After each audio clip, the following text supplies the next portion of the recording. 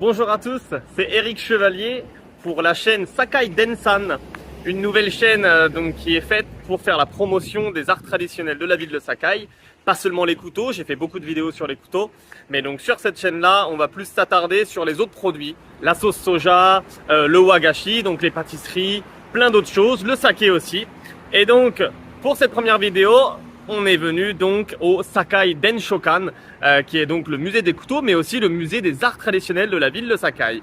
On est sur la Daido-suji, cette grande avenue où il y a le fameux tramway, donc Hankai, qui relie donc la ville de Tennoji, enfin le quartier de Tennoji, qui est au sud d'Osaka, à Sakai. On est aussi à 10 minutes à pied donc de la gare de Sakai, qui est sur la ligne Nankai de l'aéroport. Donc pour vous, c'est nouveau donc de découvrir autre chose que les couteaux ici à Sakai. C'est parti, on y va!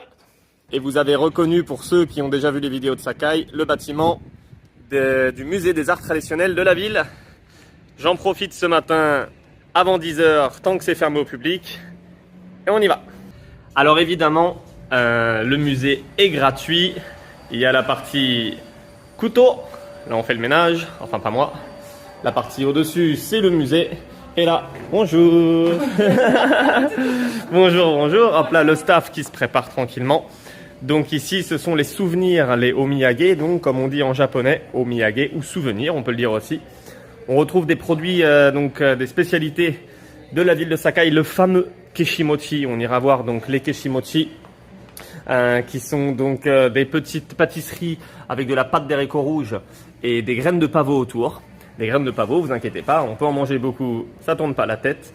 Un nouveau produit aussi, ce sont des noix de cajou, donc enveloppées avec de la sauce soja ou alors du matcha, des tas de sauces différentes. Donc c'est à découvrir aussi ici.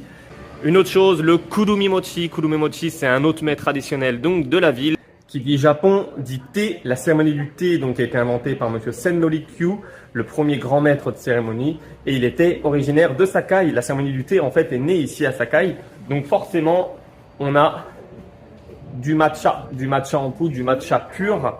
Et pour pouvoir, enjoyer, je ne sais plus comment on dit en français, pour pouvoir profiter du matcha, il faut aussi donc de magnifiques poteries. Donc on a aussi toute une sélection de poteries. Donc ici, c'est en tête de gondole, mais on en a d'autres en rayon. On a du matcha pur, donc de la poudre de matcha. On a les instruments, donc ici pour pouvoir verser les doses de matcha. Ça, c'est pour pouvoir rendre le matcha donc mousseux. Donc c'est la fameuse brosse qui permet de donner son aspect vraiment mousseux au matcha. Et on a aussi donc ici des petites poteries, sûrement des céramiques par moment, selon les envies du moment, qui sont proposées. Donc c'est des exemplaires uniques. Donc à chaque fois, en fait, on a un nouvel exemplaire qui arrive dans la boutique. Je sais que vous aimez le matcha. Le matcha, ça plaît à tout le monde, enfin quasiment à tout le monde. Et donc il y a plein de produits donc, qui sont issus du matcha. Ici, on a le matcha dashi. Donc c'est du dashi, donc un bouillon qui est à base de matcha. Mais bon, si on veut faire du bouillon, on a des tas d'autres choses pour pouvoir faire de la cuisine. On a du ponzu. Donc c'est un mélange d'agrumes et de sauce soja. On a des vinaigrettes tare, ce qu'on appelle du tare donc en japonais.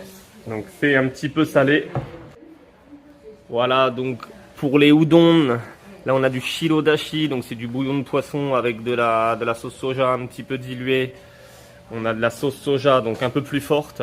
Donc ça c'est l'entreprise par exemple Amekaze, donc qui est la plus vieille entreprise de sauce soja de Sakai. Il me semble que c'est 1600, 1660, un truc comme ça. Je ne sais plus vraiment les dates justement pour cette entreprise, mais c'est autour de ces eaux-là. On a Tamanoisu, qui est donc une des plus grosses entreprises pour le vinaigre.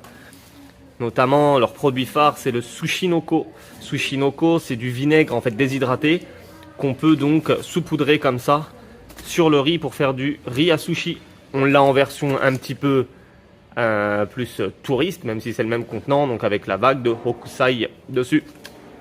On continue sur ces petits produits, toujours sur Amekaze, le shiokombu. Shiokombu, donc c'est de l'algue séchée, un petit peu vinaigrée et ensuite qui est salée, découpée, donc ça se met directement dans le riz, dans les pâtes avec du beurre, une noisette de beurre.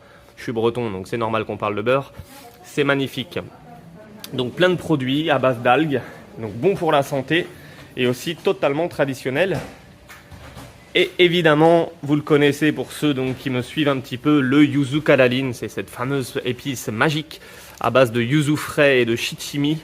Sur cette chaîne, donc Sakai Densan, on va pas parler de couteaux, on va peut-être passer une petite vidéo dessus, mais donc on va surtout parler gastronomie de la ville de Sakai, sauce soja, wagashi, kombu.